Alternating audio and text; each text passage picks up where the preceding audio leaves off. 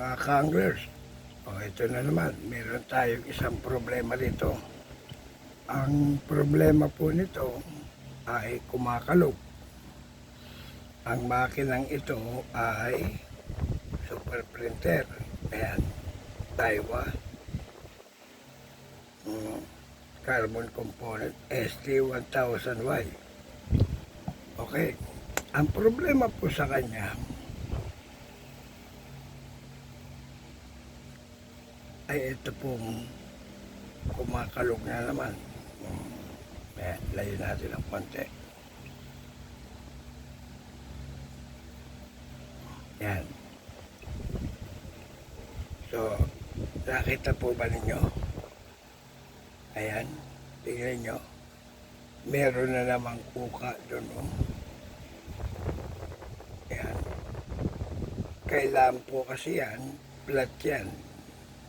Ito, diretso. Hanggang dito.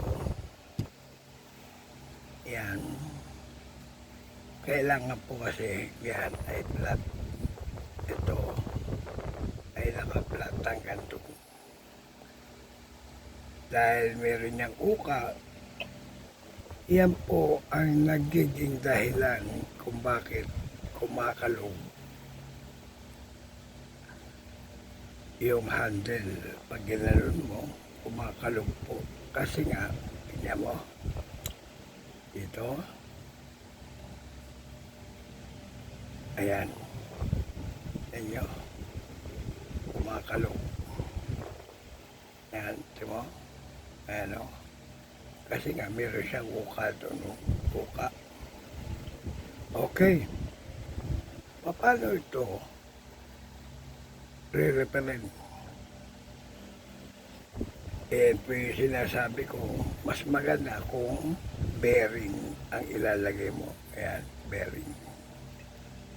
So, nakapirmis yung gitna, yung gilid lang ang uikot. Wala po yung kalog ko. Kasi nga, pantay siya. Hindi katulad nito na nasa kapila. Meron po yung kalog. Okay. Gagawin ko po ito. Sundan ninyo ko sa YouTube. Doon.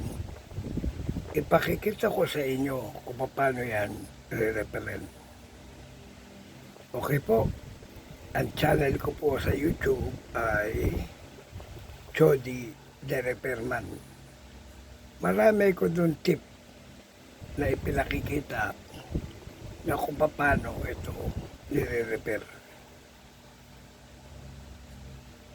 Okay po. Salamat sa inyo po panonood.